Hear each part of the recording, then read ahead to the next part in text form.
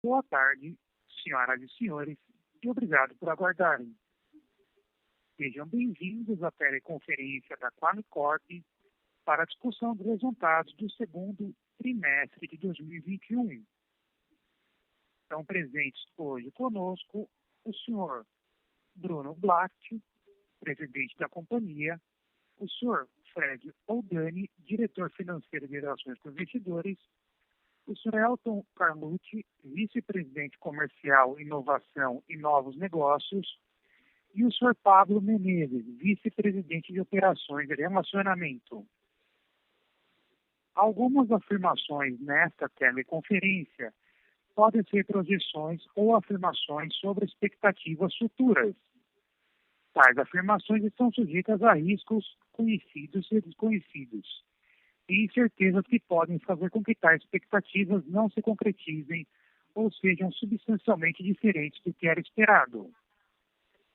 Este evento também está sendo transmitido simultaneamente pela internet e via webcast, podendo ser acessado no endereço www.qualicorp.com.br/ri, onde se encontra disponível a respectiva apresentação. Informamos também que este evento será gravado e que os participantes ouvirão a teleconferência durante a apresentação da empresa. Em seguida, iniciaremos a sessão de perguntas e respostas, quando mais instruções serão fornecidas. Caso algum dos senhores necessite de alguma assistência durante a conferência, queiram, por favor, solicitar a ajuda de operador digitando *0. Agora, gostaria de passar a palavra ao Sr. Bruno Blatt, que fará a abertura da teleconferência. Por favor, Sr. Bruno, pode prosseguir. Olá a todos. Bom, há poucas coisas mais bonitas de se observar no mundo que a emoção da vitória depois de um longo período de preparação, depois de uma meta atingida, depois de um sonho realizado. Quem seríamos nós sem os sonhos? Domingo passado celebramos o Dia dos Pais. Eu sou pai. Um pai orgulhoso de 2 filhos que movem para melhorar o mundo. Sou um pai sonhador. Não um sonhador invasivo, disposto a decidir a vida e o futuro dos meus filhos, mas um pai que faz do presente uma preparação para amanhã. Eu me cobro em cada gesto que os meus filhos e os meus exemplos sejam dignificantes. Vi recentemente com meus filhos um documentário sobre a vida e obra do chefe japonês Jiro Ono e sobre a sua relação com seus filhos. Ele é considerado o chefe responsável pelo melhor sushi do mundo, porque tem técnica, porque tem disciplina, porque tem paixão. Técnica, disciplina e paixão. Valores que vimos estampados nos atletas durante os Jogos Olímpicos de Tóquio. Por trás de cada lágrima e cada sorriso, existe uma longa caminhada que ocorreu e continuará ocorrendo mesmo após a vitória. Caminhada de perseverança, consistência, dedicação. Um sonho que não se esgota em um dia. Os campeões da vida, além de olhar para frente e não parar nunca, exercem o ofício da paciência. Um velejador conhece os tempos ruins e os tempos de atitudes mais ousadas. Um maratonista sabe que é no percurso que a resistência mostra a vitória. E não tem pressa desnecessária. É assim o ciclo olímpico. A meta, a preparação, a conquista. Somos, nas lideranças empresariais, também atletas, dotados de técnica, disciplina e de paixão. Quando temos uma meta, tudo fica mais fácil. Quando sabe o maratonista o caminho, ele vence os cansaços e prossegue para onde tem que prosseguir. A Quali é hoje uma companhia que me orgulha muito, porque sabe para onde quer ir, que abraça as metas com responsabilidade, com a decisão firme de não desistir nos obstáculos que surgem na nossa frente. Temos um time talentoso, disciplinado e apaixonado. Somos gigantes nas vendas e gigantes na disposição de ajudar o mundo a ser melhor, com projetos sociais que fazem diferença na vida das pessoas. As nossas metas são ousadas, são grandiosas, mas precisamos de tempo para conquistar as tantas medalhas que virão, como os atletas. Sem a confiança dos patrocinadores, sem a vibração dos torcedores, sem o apoio da jornada, fica mais difícil superar os limites e conquistar a medalha. A nossa medalha Quali é ser uma organização que as pessoas tenham orgulho de trabalhar e que os acionistas tenham confiança em investir e que os clientes tenham a tranquilidade de saber que nunca desistimos deles. Esse foi mais um trimestre na qual de construção e investimento no longo prazo dessa companhia. Tenho a certeza disso, porque estamos no tempo de preparação, um tempo necessário para o que vem pela frente. Quebramos mais um recorde de venda no segmento adesão. Foram 132 mil novos clientes que contrataram um plano de saúde através da Qualy nesse segundo trimestre, ou 32% a mais, que também recorde do primeiro TRI, onde conquistamos 100 mil novos clientes. Com isso, atingimos uma média de vendas de 44 mil vidas por mês, dentro do objetivo que compartilhamos com o mercado no último trimestre. Atingimos esse objetivo antes do planejado, como resultado de um esforço coletivo do time Qualy. Em vendas, fomos campeões absolutos, subimos no lugar mais alto do pódio. E em nome da transparência que eu sempre tive com vocês, quero reforçar que os resultados desse segundo TRI, embora possam parecer abaixo das expectativas, fazem parte desse ciclo de preparação que eu estou liderando, visando o crescimento da Qualy. Tenho a certeza de que vocês olharão com muito cuidado os nossos resultados. Matemática fria não explica a complexidade do que estamos fazendo nessa companhia. Não pensamos no curto prazo. Não vamos cortar investimentos essenciais para amanhã em nome de um resultado que receba mais aplausos hoje. E é com olhos no futuro e com confiança no hoje que trabalhamos. Como disse, nosso time tem disciplina, talento e paixão. E isso é o mais importante. As condições internas e externas estão a nosso favor, no seu tempo. Cada vez mais as pessoas sonham em ter um plano de saúde. Temos a clara percepção de que uma companhia como a nossa, que oferece várias alternativas de acesso, vem ganhando cada vez mais espaço na vida dos brasileiros. A Qualy tem o objetivo de guiar as pessoas na construção de planejamentos mais saudáveis. Uma marca multi-soluções que organiza a vida dos nossos clientes e suas escolhas. A maratona está só no começo. Estou convicto que posso contar com a confiança de vocês. Nosso time vai prosseguir mostrando o que estamos fazendo. E eu posso garantir, temos um time campeão. Aqui temos Ítalos, Raíssas, Rebecas, Anas Marcelas, Isaquias e mais um monte de gente caindo, levantando, fazendo o necessário para não desistir jamais de fazer o que é correto, de realizar o nosso sonho individual e coletivo de levar a Qualy à vitória. Deixo vocês agora aqui com o nosso vice-presidente Pablo Menezes. Muito obrigado. Agradeço a fala do Bruno e a sua decisão firme de crescermos sempre, fazendo sempre o que é certo. Eu gosto muito da citação do escritor francês Exupéry, que diz: a mais bela tarefa do ser humano é a tarefa de unir as pessoas. E o que estamos fazendo na Qualy é unir as pessoas. Mas unir as pessoas para quê? Para trabalharem mais felizes, para que se sintam mais qualificadas. Porque pessoas mais felizes e mais qualificadas produzem mais, se realizam mais e realizam mais para as empresas onde estão. Isto é investimento em pessoas. E por falar em investimento, a maior parte do nosso investimento em marketing é em ações de trade e em campanhas que beneficiem o canal corretor e fomentem as nossas vendas. E nesse trimestre aceleramos muito, conquistamos muito. Porém, uma organização precisa zelar pelo seu nome. Uma marca tem exigências de sobrevivência no tempo, não pode negligenciar. E é por isso também que investimos em projetos que façam com que nossos clientes queiram ser nossos clientes, que queiram continuar sendo nossos clientes. Dou um exemplo.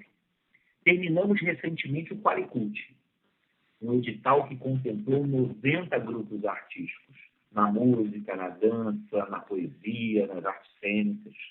Um edital para ajudar os artistas a superarem esses momentos difíceis em que os teatros estavam fechados. Foram mais de 10 mil grupos inscritos, movimentando pelo menos 100 mil pessoas. Ajudamos os artistas e conquistamos, sim, o público externo. Mas é o público interno que temos que preparar cada vez mais para atender o hoje, mas para atender também as exigências de futuro. Investimos pesadamente na área operacional. Posso garantir a vocês que estamos na melhor fase de nossa companhia. Nesse momento complexo de reajuste de preços, nossos times estão preparados para atender cada vez melhor.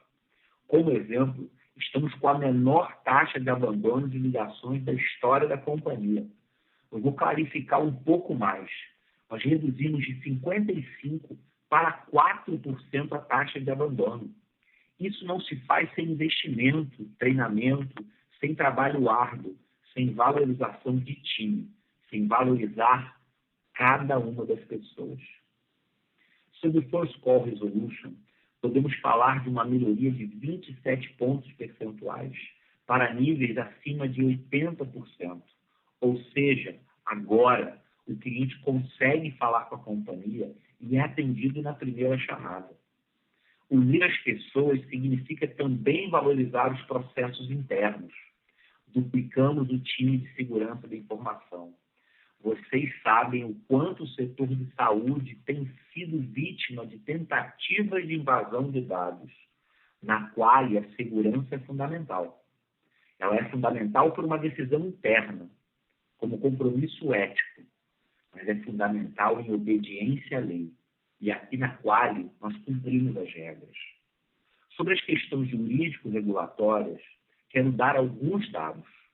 No passado, a Qualicorp teve aproximadamente 4 mil NIPs. NIP também significa multa. NIP custa dinheiro. NIP desgasta a imagem da companhia. A Qualicorp já sofreu intervenção da ANS por conta de excesso de NIPs e da falta de resolutividade. Bem, reduzimos esse número para 1.443 NIPs e podemos ainda fazer mais. Mas o mais importante é que tivemos uma resolutividade de 97,82% no primeiro atendimento.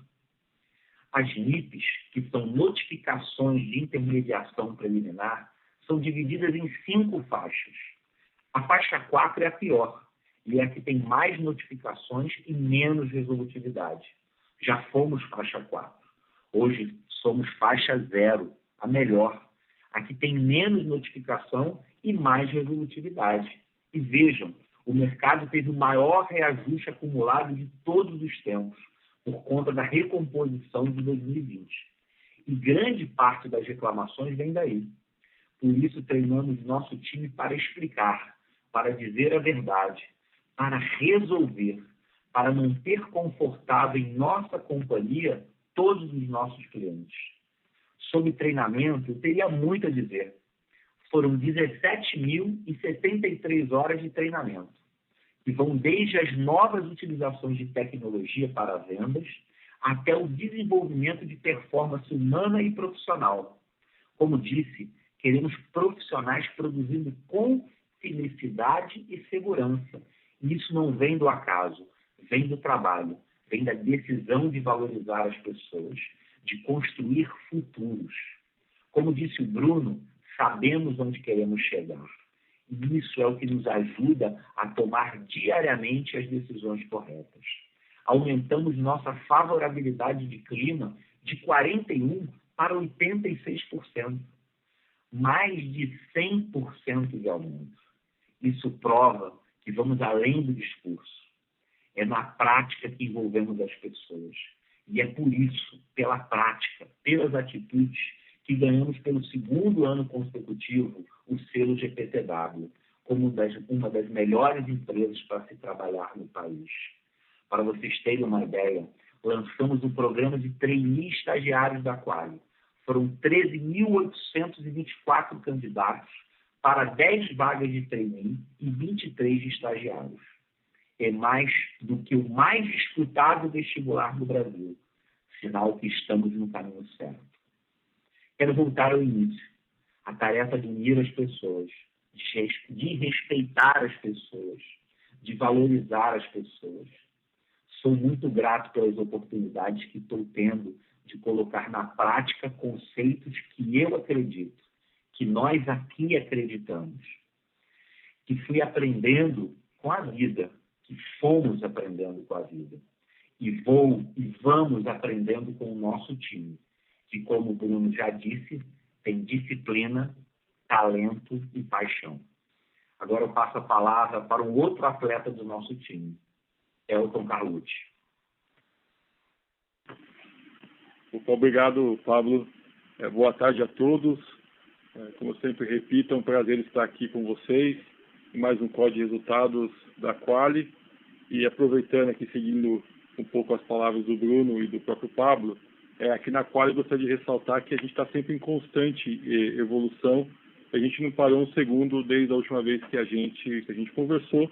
Eu também gostei muito da analogia com as Olimpíadas, porque fala de time, e falando em time é que a gente sempre orienta o nosso e a gente joga com eles também. E por isso que cada corretor, cada quali é tratado como alguém que tem um grande potencial de crescer e de fazer essa companhia crescer também. E como fruto, né, desse trabalho incansável, desse time maravilhoso, como acho que todos já observaram, a gente atingiu um novo recorde de vendas, e mais do que um recorde, acho que esse número vem para coroar todo o trabalho que vem sendo realizado pela Quali. E mais antes até de falar dos números propriamente ditos, eu gostaria de deixar registrado aqui mais uma vez meu muito obrigado a todo o time de vendas. Queria fazer até um agradecimento especial para o nosso diretor, o Alessandro. O Ale é um craque e tem um time fantástico aqui, os heads regionais, então a Dani, o João, o Glaucio, Fabiano e Renato, vocês estão voando e vocês estão fazendo história com esses números. Eu também não poderia deixar de agradecer também o time operacional, com a liderança do Pablo, a liderança do Fred e as suas áreas, é claro. Sem esse apoio, a gente não teria conseguido colocar a companhia num outro patamar de vendas. E também vale lembrar, acho que é sempre importante falar um pouquinho, né, que no último trimestre nós havíamos demonstrado como nós aumentaríamos gradualmente o nosso patamar de vendas ao longo de 2021. E já falando um pouco da apresentação, né, e acho que como todo mundo pode observar no slide 8, né, nós havíamos mapeado naquele momento um potencial incremental de 18 mil vidas mês em relação à média do que a gente havia vendido ao longo de 2020, o que elevaria o nosso volume histórico de 27 mil vidas mês para algo próximo de 45 mil vidas, como um novo patamar, ao longo do ano de 2021. Porém, como todos já observaram, nesse TRI, a gente já capturou ali cerca de 98% desse objetivo, né? Alcançando ali uma média mensal de 44 mil vidas vendidas, como a gente já pode até observar no próximo slide, que é o slide de número 9. E é também nesse slide que vocês poderão observar, né, que no segundo trimestre nós atingimos a marca, que já foi comentada aqui, de 132 mil vidas, né, em planos de saúde coletivos por adesão, o que representa, nos comparativos, um crescimento de quase 32% em relação ao primeiro trimestre de 2021, e um crescimento robusto, realmente um crescimento impressionante de 41%, quando a gente olha o mesmo período do ano passado. Gostaria de ressaltar aqui que tem um ponto importante, e acho que já antecipando uma eventual pergunta que pode vir lá na sessão de Q&A, que dentro desse volume a gente tem mais ou menos 3%, né, de vendas incrementais para ex-clientes, né? Então é um volume, embora pequeno, mas é um volume importante, porque a gente mudou um pouco a nossa estratégia e nós estamos usando parte da nossa equipe própria para fazer a retenção dos clientes de alto valor. Então, todo cliente de alto valor, que tem lifetime value potencialmente elevado, ou ARPO, como prefiram, é feito por esse time, e a estratégia vem sendo bem interessante, os números são bem promissores. Tá, então, comentei aqui nesse ponto, mas a gente pode explorar lá no Q&A com vocês, a gente volta e detalha um pouco mais, dá um pouco mais de corniço, caso alguém tenha uma dúvida lá na frente. Acho que é importante destacar que a gente continua seguindo aquela nossa estratégia de aproveitar todas as oportunidades do segmento PME. Nesse trimestre a gente cresceu 7,6% em relação ao primeiro TRI, e quando a gente olha ano contra ano, tem 26% de crescimento. Uma parte relevante desse crescimento é resultado da nossa estratégia de fidelização. A gente já comentou isso em algumas oportunidades, mas os nossos clientes que possuem CNPJ ativo, né, e solicitam o cancelamento do seu contrato coletivo por adesão, nesse momento eles passam a receber uma oferta de PME.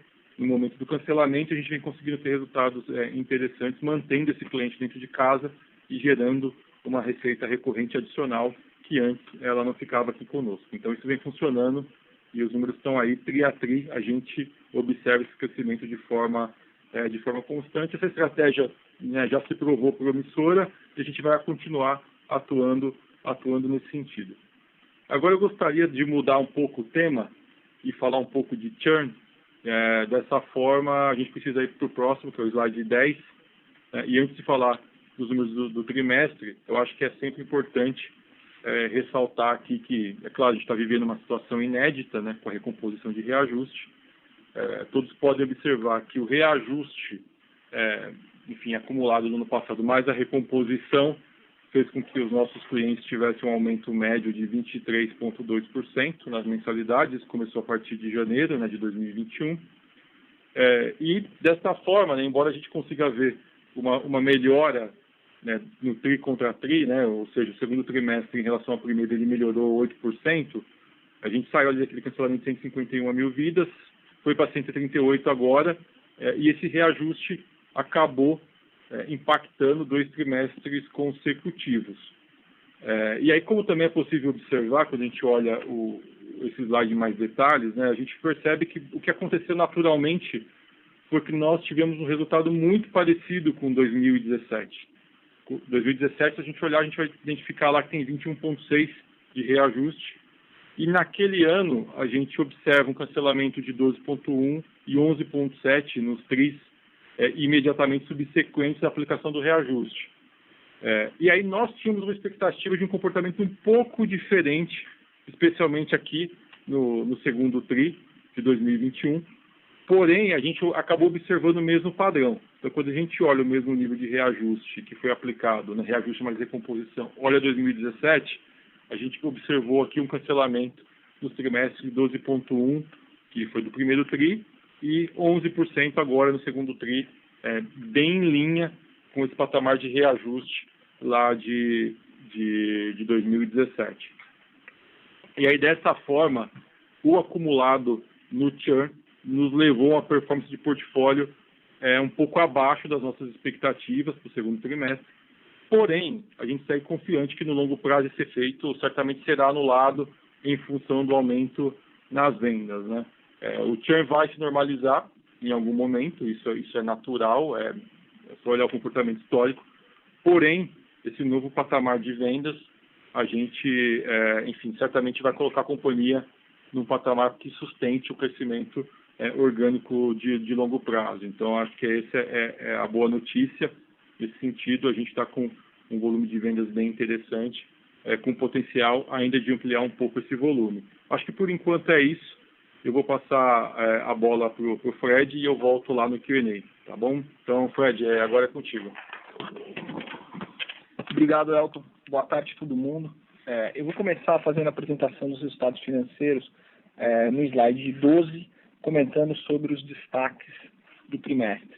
Primeiro, comentar sobre o crescimento do portfólio adesão, que cresceu 7,3% em relação ao ano passado, e impulsionado principalmente pelo recorde de vendas que a gente teve no segundo trimestre desse ano, como já comentado tanto pelo Bruno quanto pelo Elton.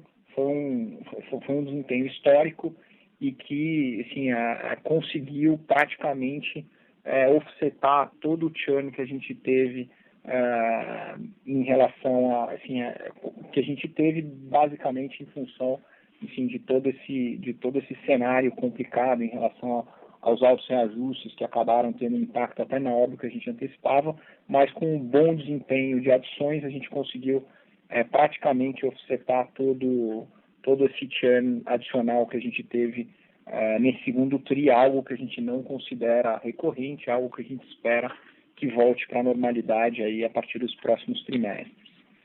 Receita, com isso, atingiu 517 milhões, 6,7% de crescimento anual e 1,1% abaixo do primeiro trimestre, dentro do esperado, dado que do primeiro para o segundo trimestre, os únicos impactos relevantes são a variação no portfólio e algum eventual downgrade de produto que acontece normalmente seguindo os reajustes.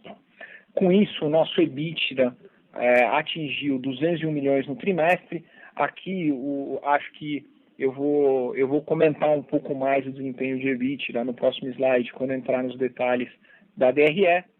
Lucro líquido, atingimos 90,3 milhões, 28,4% abaixo do segundo trimestre do ano passado e 21,1% abaixo do primeiro trimestre. Nosso fluxo de caixa livre atingiu 177,6 milhões e o nosso ROIC, no semestre, o nosso ROIC 42%. Nossa dívida líquida atingiu 926 milhões, ou uma vez EBITDA ajustado, nível que a gente indicou que a gente estaria buscando. A gente indicou que a gente estaria buscando algo, uma alavancagem aí perto de uma vez e meia EBITDA, e a gente está no caminho para entregar esse nível de alavancagem com a nova estrutura de capital na companhia. No slide seguinte, comentar sobre os destaques do DRE. Tá? Como a gente tem comentado, nossa estratégia toda é focar todos os recursos possíveis na nossa agenda de crescimento. Nesse trimestre, a gente acabou investindo até mais do que a gente tinha planejado inicialmente, assim, principalmente nas despesas comerciais, onde a gente, pontualmente, a gente acelerou bastante alguns investimentos. Acho que vale a pena, talvez, pontuar que os nossos investimentos no mercado vão ser decididos todo tri, né, assim, de acordo com, dependendo do cenário que a gente encontrar e dependendo do nível do nosso desempenho de venda, a gente pode ser, enfim, mais ou menos agressivo nas campanhas, nas premiações, e a gente acredita que a gente está chegando perto dos patamares que a gente definiu como o nosso novo patamar de vendas, que leva a companhia para um outro nível de share, um nível de share bastante superior aos níveis que a gente teve no passado, e que à medida que a gente consiga manter esses patamares de venda, que a gente entende que são os novos patamares e são recorrentes, e o churn volte para os níveis históricos que, assim, dado a normalidade do cenário de reajuste que a gente vem diante, a gente não vê muita razão para isso não estar acontecendo. A gente acredita que esse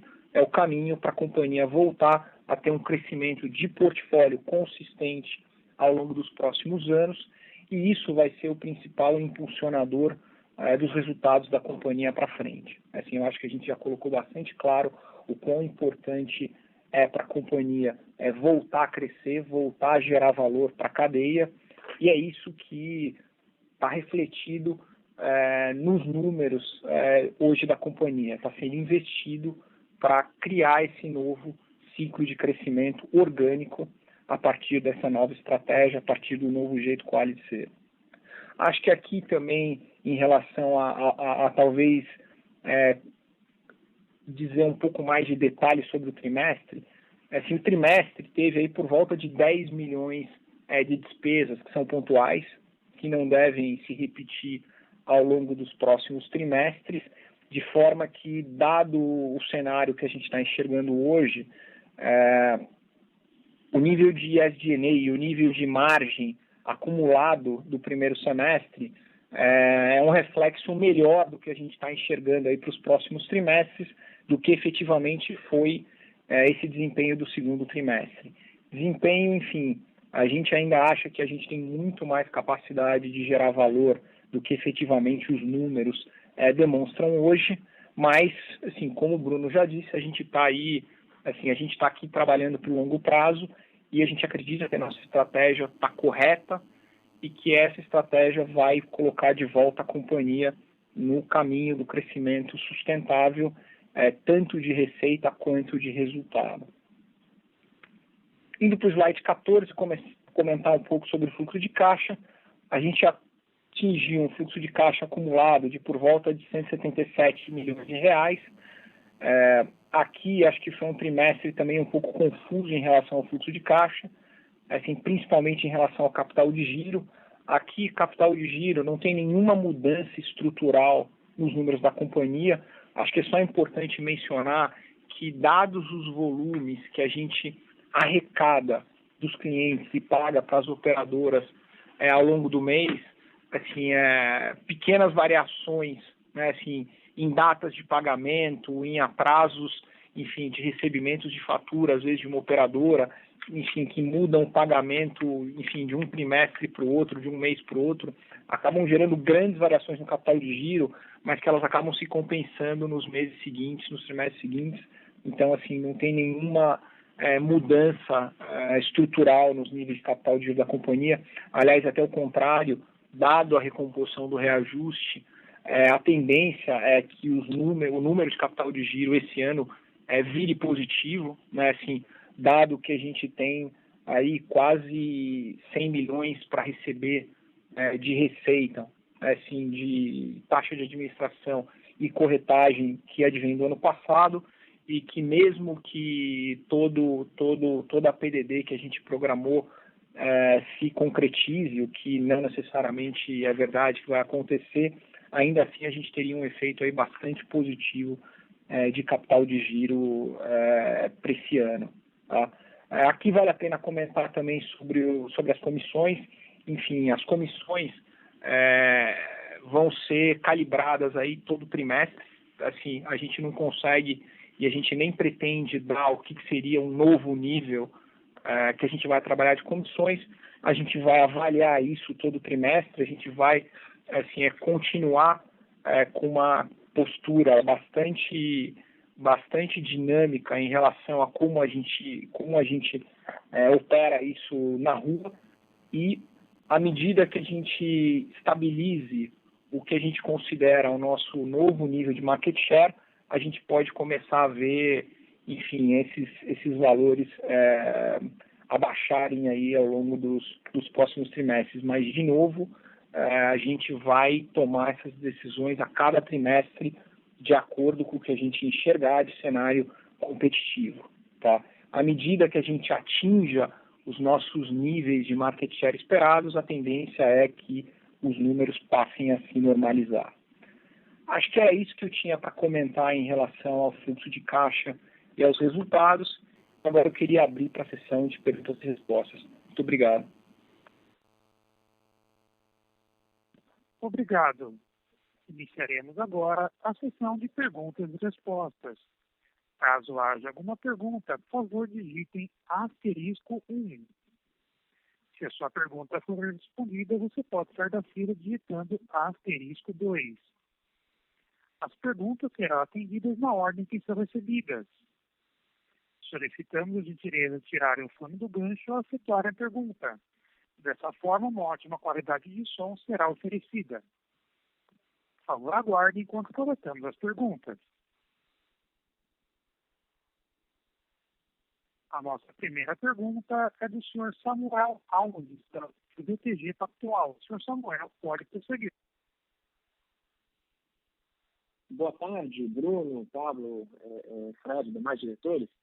Apenas uma pergunta aqui do meu lado. O Fred até tangenciou há pouco esse assunto na apresentação, mas para explorar ele um pouco mais, sobre o trade-off entre gross adds e margem. Enfim, a companhia acabou atingindo a meta comercial do ano, né, chegando até um patamar recorde de vendas, né, mas a gente também notou que isso foi acompanhado de uma margem muito aquém do padrão histórico da empresa. Né.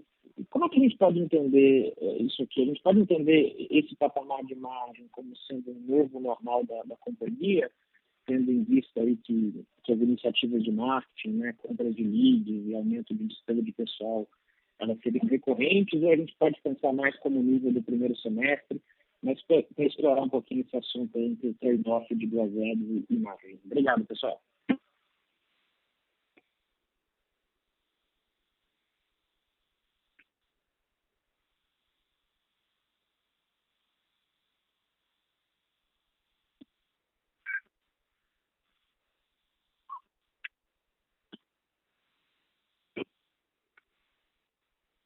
Senhoras e senhores, por favor, aguarde enquanto reconectamos a linha do palestrante.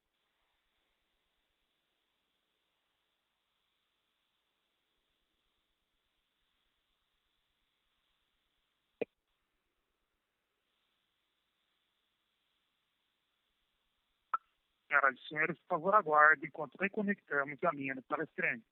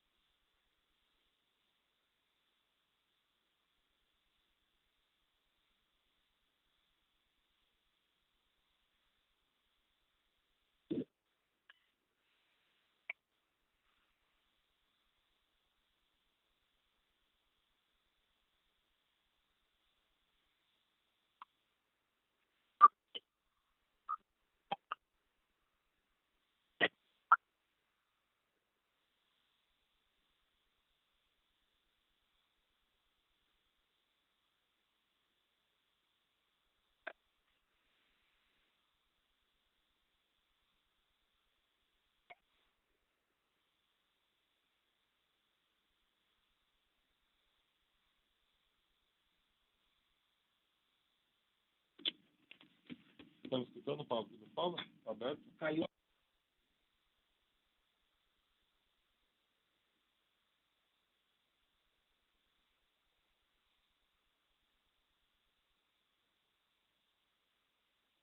Os palestrantes podem prosseguir.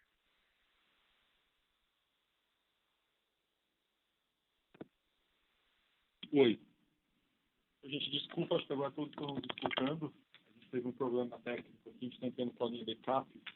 O Samuel, aqui é o Elton. Eu vou responder por aqui e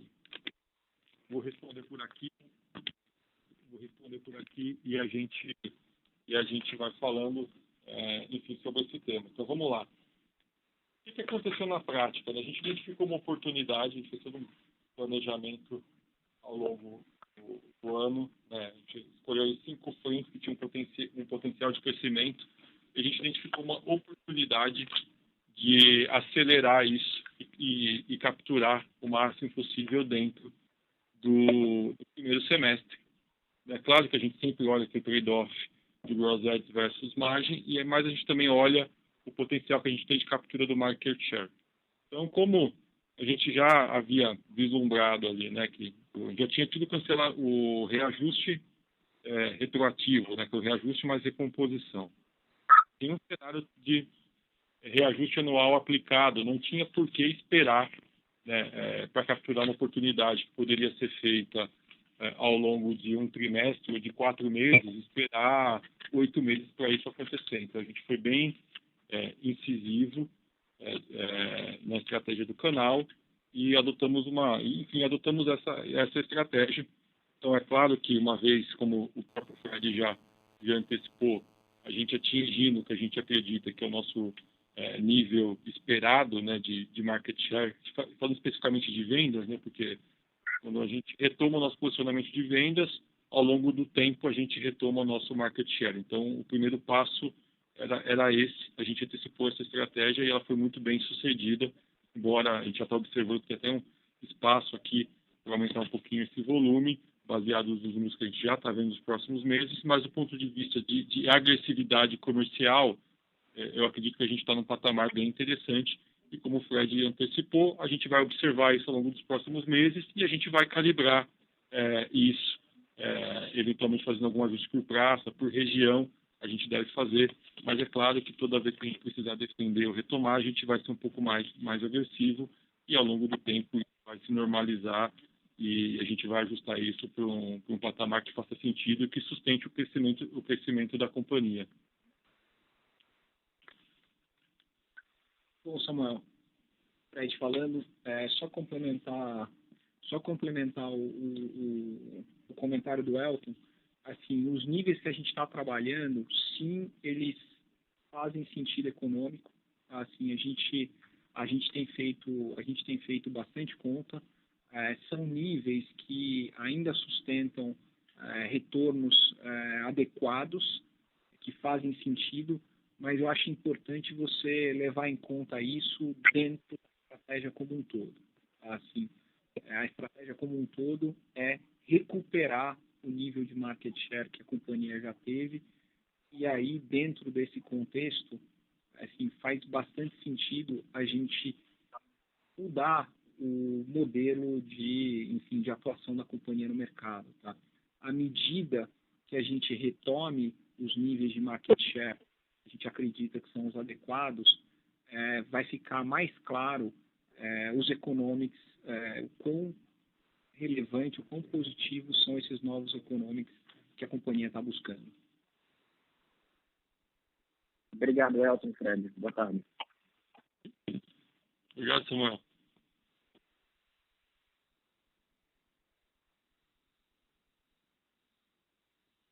A nossa próxima pergunta é do senhor Leandro Bastos, do Citi. O senhor Leandro pode prosseguir. Pessoal, boa tarde. Pergunta parecida, mas pensando em imagem e funcionamento, né, que tem um efeito bastante diferido. Mas era mais para pegar aqui uma temperatura de vocês, né, tanto que a gente no canal hoje, de groselha, qual que é, e o Sérgio também comentou durante essa situação que é calibrado criatriz, né? Mas queria entender que situação, como é que está tudo. Que nível de investimento talvez a gente precisa trabalhar por algum tempo para chegar nesse objetivo que vocês comentaram. E se tem algum ponto lá na frente que você precisa alguma reflexão, se esse investimento hoje é for que gera um index de vendas até para os novos canais. Você vai falar um pouco sobre a estratégia de comissionamento isso do lado. Obrigado.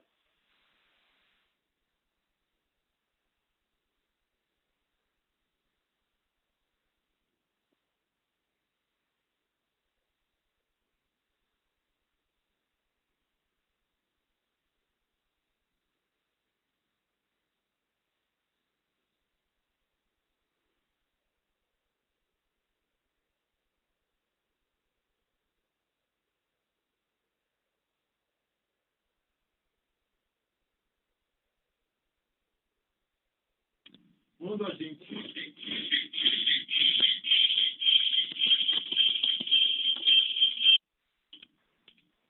Oi. Vamos lá. Agora. Acho que agora voltou aqui. Tem alguma instabilidade aqui nas conexões do nosso lado, que eu peço desculpa mais uma vez. Mas vamos lá. Quando a gente, enfim, mapeou o mercado, a gente olhou o potencial que a gente tinha, o market share que a gente deveria colocar a companhia, a gente fez um amplo planejamento e deliberando qual era a estratégia comercial para isso funcionar. A gente leva em consideração inúmeros fatores, posicionamento de preço de PME, o nosso preço, concorrente, onde tem, onde não tem, a gente estabeleceu dentro de uma lógica que fazia sentido e a gente implementou essa estratégia para reposicionar a companhia no menor espaço de tempo possível. Né? A gente acho que foi extremamente bem sucedido na execução. Eu particularmente não esperava que isso fosse acontecer exatamente no segundo tri. A gente estava esperando atingir esse patamar que a gente tinha apontado ali mais para o terceiro trimestre. E a gente acabou antecipando. Aí é claro que uma parte da despesa comercial que todo mundo enxerga é decorrente especificamente do crescimento de vendas. Né? Então, tirando ali essa retenção que o meu time faz para o cliente de altíssimo valor, a gente já teria crescido praticamente 30% de qualquer forma no volume vendido. Tá? Então, acho que esse é o primeiro ponto, é o ponto mais importante. É claro que a gente está olhando com detalhe cada canal, especialmente a gente tem uma expectativa também de cancelamento baseado nessa agressividade. A gente está olhando se isso não vai eventualmente causar algum tipo de desequilíbrio no canal. Então, acho que não fez parte da pergunta, mas eu gostaria de ressaltar aqui, é claro que a gente sabe quando a gente é mais agressivo, isso pode ter algum volume de fraude no canal, então a gente tem um time aqui gigantesco aqui olhando para garantir que isso não vai ter um impacto no churn, no cancelamento. Né? Então a gente também está olhando isso dessa forma e calibrando o mix. É claro que quando a gente olha os outros canais, Existem canais que a gente está começando a tracionar agora, o digital, etc., mas isso é muito longo prazo, né? No curto prazo, o que a gente está fazendo é basicamente oriundo dos canais que já estavam aí implementados. O que acontece é que eu praticamente cresci venda em todas as operadoras e em todas as regiões. Então, quando eu olho o mapa aqui no Brasil, praticamente a gente cresceu em todos os lugares. Então, isso não está concentrado, isso não está vindo de produto verticalizado, isso não está vindo da operadora A, B, C ou D. A gente acabou conseguindo aumentar todas as oportunidades. Até, enfim, a gente já comentou isso no passado, teve um produto que a gente acabou perdendo competitividade, depois a gente reposicionou, até esse produto está performando melhor do que a gente imaginava. Então, é por isso que a gente conseguiu atingir esse número no segundo TRI. Então, enfim, é de tudo um pouco, né? Melhora de canais, melhora de performance, de operadoras. A gente terminou de rampar os produtos novos. Tudo isso aconteceu ao longo do segundo trimestre. Obrigado.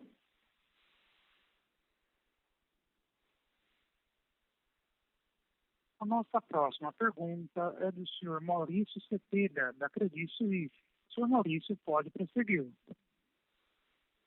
Oi, pessoal, Bruno, Elton, Fred, torcedor do Suisse, obrigado pelo tempo.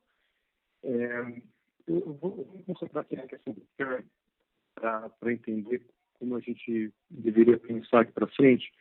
Então, algumas perguntas para imaginar o que está acontecendo lá na vida real, né? A primeira coisa, assim, o que os clientes que estão cancelando, o que eles estão buscando? Quais alternativas que estão indo, né? Para entender um pouco os motivadores disso.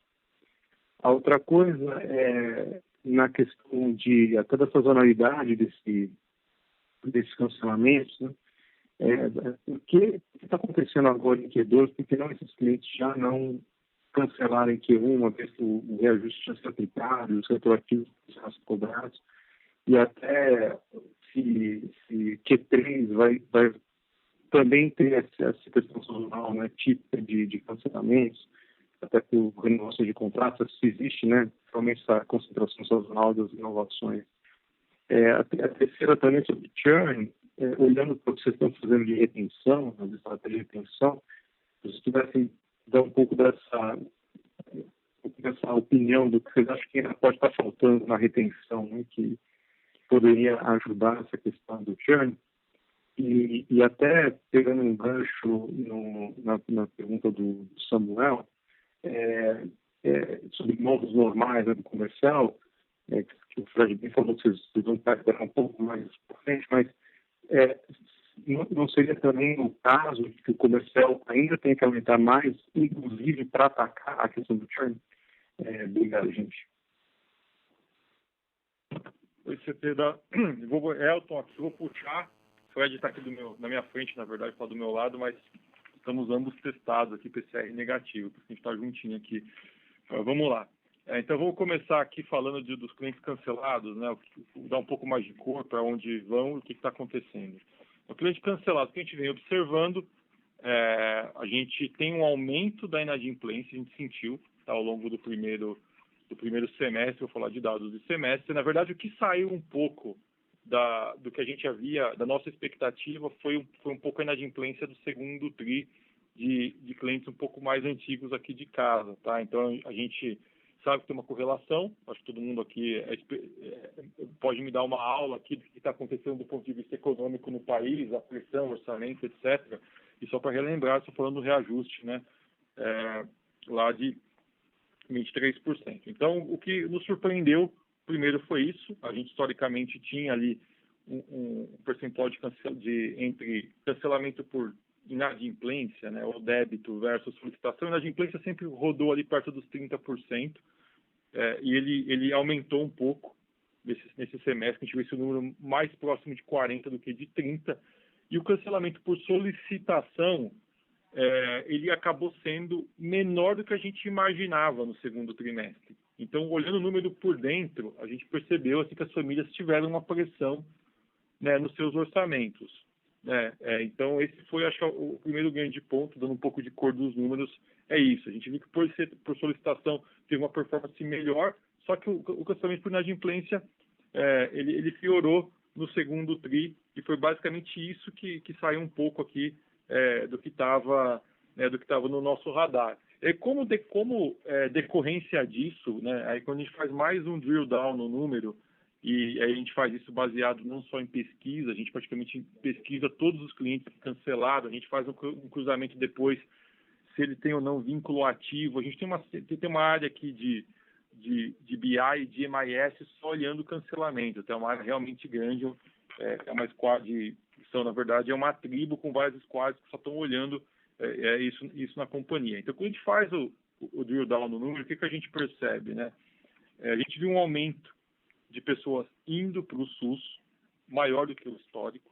Então eu tenho ali, pode dizer que eu tenho bastante gente indo para o SUS, e tenho depois gente diminuindo cobertura, saindo de produto nacional para operadoras locais, baixo ticket. Então tem um pouco de tudo, mas o que eu posso te dizer que desbalanceou um pouco o que estava no nosso radar foi esse adicional de inadimplência e volume de gente indo para o SUS. Todo o restante estava muito parecido com o que a gente já esperava, tá? Então, eu diria que esse foi para a gente a novidade não tão boa no segundo TRI, tá? Inadimplência e pessoas que deixaram de ter planos de saúde por motivos financeiros.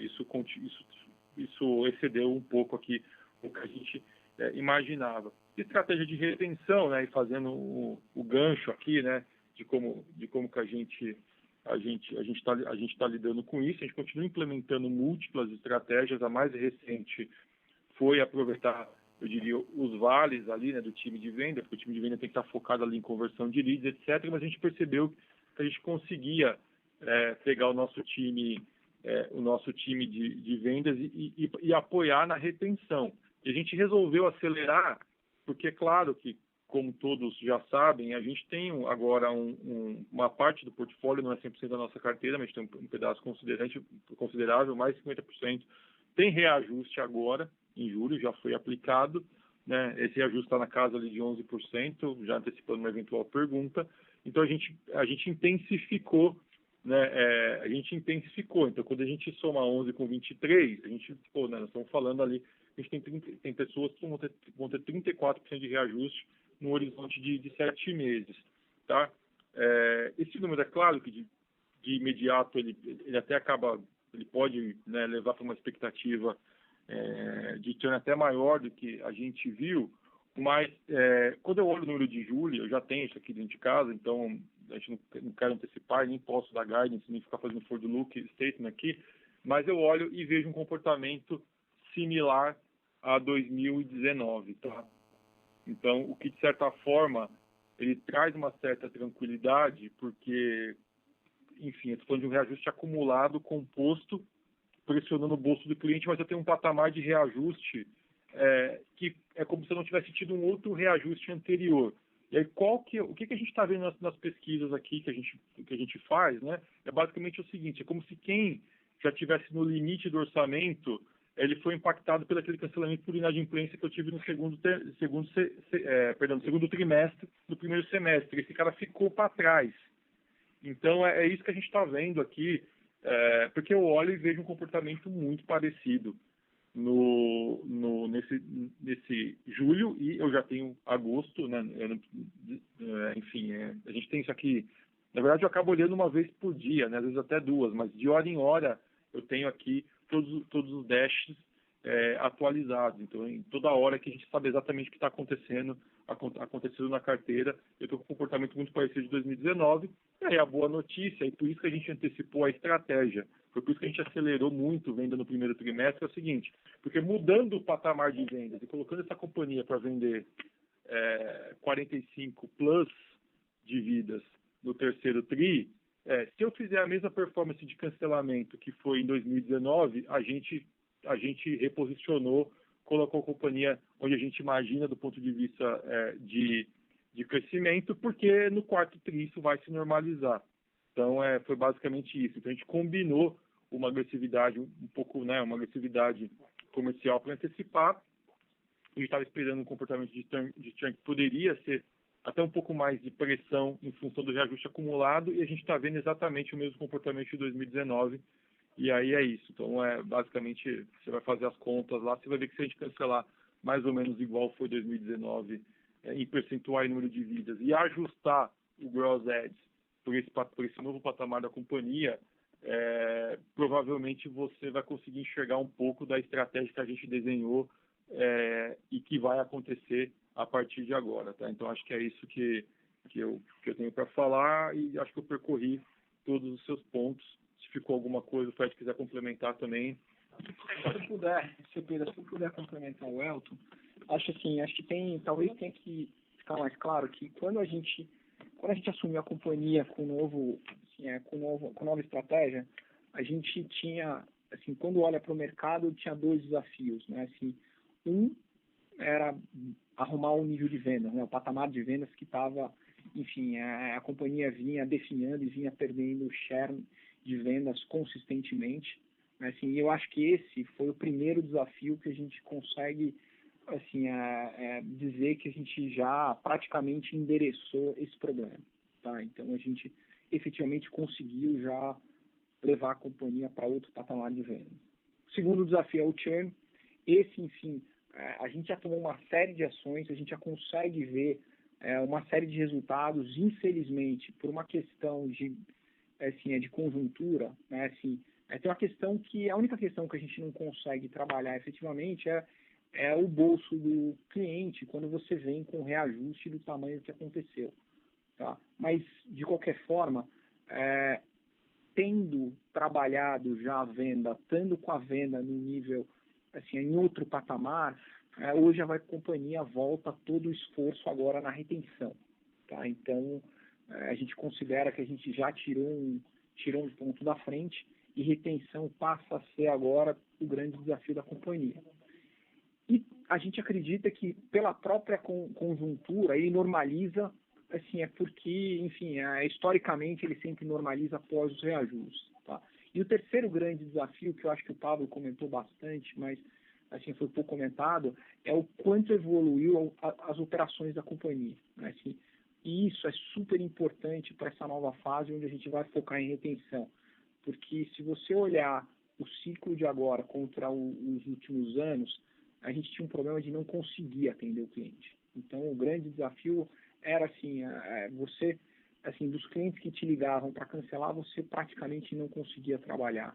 Hoje, dado o quanto evoluiu as operações, né? Assim, hoje, por exemplo, nesse último ciclo de reajuste, a gente teve menos de 4% de perda de ligações, né? Assim, isso vindo no histórico de 40%, 50%, chegou a 60% em alguns momentos de reajuste, tá? Então, efetivamente, quando a gente olha no churn, assim, a gente enxerga que, enfim, agora a gente tem um momento que, tirando as questões do reajuste, dado quanto evoluiu o nível de serviço da companhia, quanto evoluiu a área de operações, a gente acredita que agora a gente está, enfim, talvez preparado para começar efetivamente a atacar o churn de forma mais agressiva, da mesma forma que a gente fez com vendas.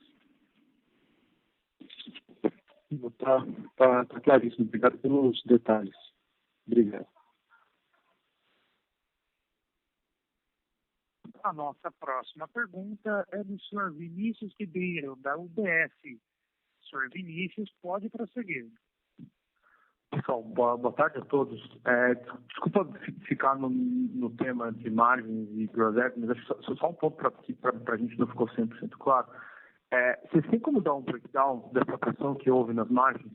Quanto disso se refere à contratação de pessoas e adição de custos correntes por tecnologia e coisa que valha, e quanto que é por iniciativa de aquisição dos clientes? E aí o que a gente quer entender aqui, para ser completamente o mais explícito que a gente consegue, é sobre a conversão desse investimento em CAC, uma vez que o comissionamento caixa por gross ads parece relativamente semelhante àquele de 2019, como que a gente deveria pensar na famosa relação LTV-CAC à medida que vocês retomem o market share natural aí que vocês acham que vocês têm, conforme vocês comentaram? Obrigado. Bom, eu vou começar pela questão do SG&A, assim, 10 milhões do trimestre são one-offs, tá? Então isso você pode tirar da base.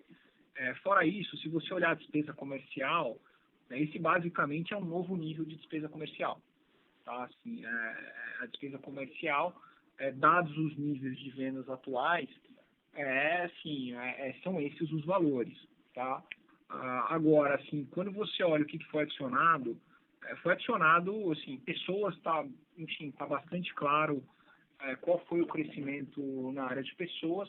Agora, assim, o que eu posso te dizer é que o grande investimento que a companhia fez foi em duas áreas.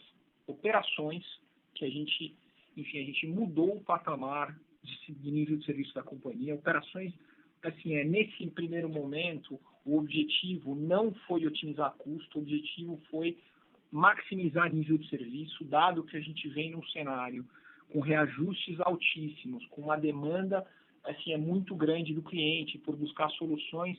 Então a gente calibrou para cima, nesse momento, toda a área de operações para conseguir trabalhar atendimento, retenção.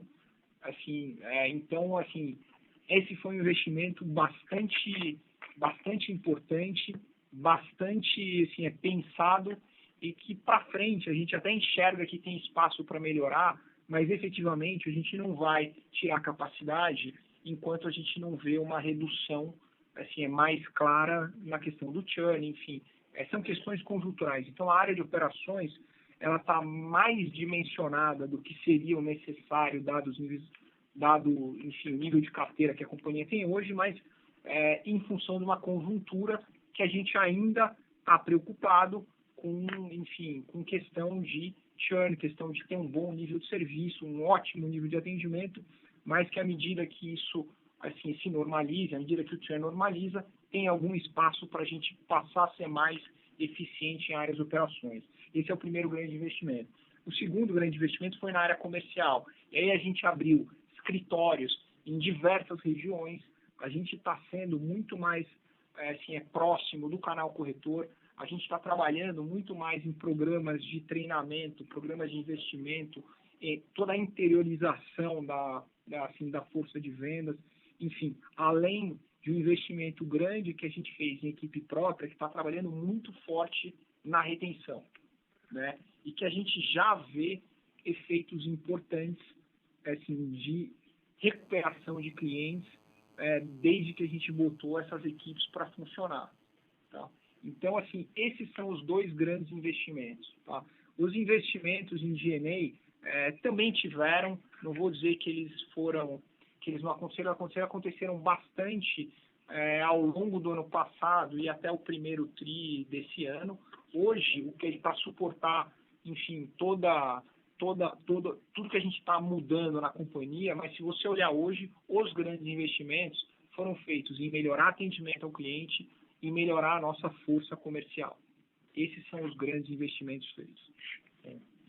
E aí, respondendo um pouco da relação LTV/CAC, o que a gente pode, lógico, sem abrir demais a nossa estratégia, porque, enfim, a gente sabe que os nossos concorrentes também escutam os nossos calls de resultado, a gente pode garantir que a gente está fazendo uma relação saudável, porém agressiva para isso, né? Então, e aí a gente olha isso no detalhe para cada produto, para cada região, para cada operadora, e como o Fred já colocou, e vou ressaltar aqui de novo, a gente, claro que em algum momento, uma vez conquistado ali um volume do que a gente acredita ser importante de vendas, a gente vai olhar de forma pontual e vai começar a calibrar aí de acordo com o market share, o eventual investimento. Então é isso, e acho que um ponto que também vale a pena destacar, né, a gente, claro, acelerou também o reforço das áreas, porque quando a gente sinalizou o potencial de vendas que a gente poderia chegar ao longo do trimestre, né, é claro que sair de 27 mil vidas do ano passado de média para, sei lá, eventualmente chegar perto de um número próximo de 50 mil no terceiro tri, quarto tri, que ainda tem potencial para isso, a gente teve que reforçar toda a área de aceitação, cadastro, antifraude. Então, tem um investimento marginal que tem que ser feito, que é importante também para que a gente possa garantir que não basta vender esse número relevante de vidas, né? A gente precisa garantir que os SLAs funcionem, né? Então, sai de 27 de média para algo que pode chegar até 50 mil, quem sabe, realmente traz uma pressão para dentro da área de operações, e o time teve que se antecipar. E é claro que depois, quando os SLAs, a gente tiver segurança, eventualmente a gente pode fazer um outro ajuste também, mas não basta vender, tem que vender com qualidade e garantir que o cliente também não vai ser atendido da mesma forma que ele era atendido antes. Então, foi isso que a gente fez ao longo desse segundo tri. Perfeito, está claro, pessoal. Obrigado pela resposta. A nossa próxima pergunta é do senhor Gustavo, do Bradesco. O senhor Gustavo pode prosseguir. Boa tarde, pessoal. Obrigado por ter uma pergunta. É uma única pergunta do nosso lado. Entender um pouquinho, no mesmo ponto que o pessoal está falando de Moraes, e entender um pouquinho como que está o canal do corretor, né? Vocês vêm fazendo um trabalho legal de groselhas, veio bem forte esse trimestre, apesar do cancelamento também ver de uma forma bastante negativa, mas entender, vocês vieram fazendo trabalho, entregando comissão, trazendo benefícios atrativos para os corretores e conseguiram chegar aí próximo da meta que vocês estavam de groselhas, né? Aí, o que eu queria entender é a competição. Está tendo algum movimento de eles começarem a tentar atrair mais o corretor, de poderia ter alguma surpresa, alguma expectativa de algum competidor atacar um pouco mais agressivamente também? Essa pergunta para vocês entenderem um pouquinho mais. Obrigado, pessoal. Oi, Gustavo, Elton aqui. Vou puxar mais uma vez, e aí qualquer coisa meus companheiros pulam aqui na resposta e me ajudam. Então vamos lá, acho que tudo é fruto de um trabalho, né? Então a gente teve aumento em todas as regiões, né? Enfim, claro que quando a gente olha a estratégia como um todo, o programa de fidelidade, as facilidades que a gente vem levando para o canal, a multiplicidade de produtos. Então, conosco aqui o corretor praticamente não, ele resolve, eu tenho todos os produtos em praticamente todas as regiões, e enfim, e a gente não, é quase impossível aqui a gente perder uma venda por falta de alternativa. É claro que sempre tem um outro espaço, a gente continua diligente como sempre, a gente acha que tem alguma oportunidade de trazer um produto novo, talvez ali mais para o Centro-Oeste. Então a gente está olhando, tem algumas oportunidades, mas eu garanto que a gente fez uma boa parte da lição de casa ao longo do último trimestre do ano passado. Por isso que a gente conseguiu chegar nos números que a gente chegou, que a gente chegou agora. Então, enfim, era o objetivo, e conseguir. É claro que, de fato, também fazer com que o corretor optasse por uma Qualicorp como a sua única, ou se não como única, mas como a sua administradora preferida, especialmente onde a gente tem concorrente de ter a mesma operadora com outra administradora. Então, eu posso garantir que eu não vou sossegar enquanto eu não conseguir fazer com que eu seja a administradora preferida de cada corretor no país. Acho que a gente está muito próximo disso. A gente faz muita pesquisa aqui, e os números que a gente enxerga nessas pesquisas e os comentários são que realmente a gente está conseguindo fazer aquilo que a gente havia se comprometido. O bolão só, né? Enfim, então o mercado, é só olhar a ANS, a gente vê as operadoras que têm adesão, os produtos, como que esse negócio performa ao longo dos meses. Então é só colocar uma métrica lá de churn, a gente já sabe qual que é o tamanho do mercado, e sabe o quão longe a gente estava de ter um share, posso dizer que um share equivalente a uma empresa do nosso porte, o porte da Qualicorp. E hoje eu diria que a gente está muito próximo, falta um pouquinho ainda, eu vou perseguir esse número, e a gente deve chegar lá ao longo do próximo terceiro TRI aqui, entregando talvez com um trimestre de antecedência o nosso planejamento de vendas, e aí isso vai tá dando para a gente uma tranquilidade aqui de enfrentar o churn, porque se a gente tivesse feito esse movimento com o churn histórico, certamente a gente teria uma performance muito ruim, não só no terceiro TRI, como também no quarto TRI. Então, a gente focou naquilo que é a reconquista de market share. Daqui para frente é calibrar CAC, LTV por região, por praça, enfim, isso aqui a gente vai fazer. fazer aquele ajuste fino, sempre tem espaço para fazer, mas dá uma tranquilidade de trabalhar ali o cancelamento, sabendo que ele vai melhorar um pouco.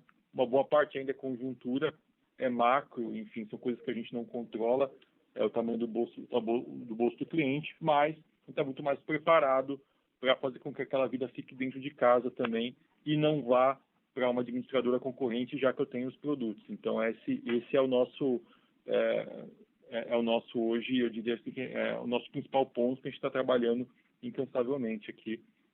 Eu acho que é isso, né? Pode quer complementar com alguma coisa? Não, perfeito.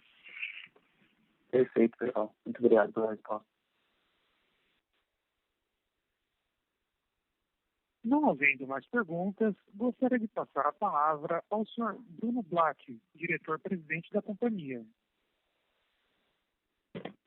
Bom, pessoal, é isso. Mais uma vez, quero dizer que o nosso time aqui está unido, está firme no que a gente está fazendo, nossa estratégia que está muito clara para nós aqui. A gente continua perseguindo essa estratégia com foco no médio e longo prazo, sem olhar para o curto prazo, por mais dolorido que isso seja para todos. Estamos convictos aqui do caminho que a gente está perseguindo. E é isso, como um ciclo olímpico, como atletas, a gente está aqui resiliente e focados e muito determinados de chegar onde a gente tem certeza que a gente vai chegar. Então, quero agradecer de novo a todos vocês. E é isso, encerra aqui o call da Quali. A audioconferência da Qualicorp está encerrada. Agradecemos a participação de todos e tenham uma boa tarde.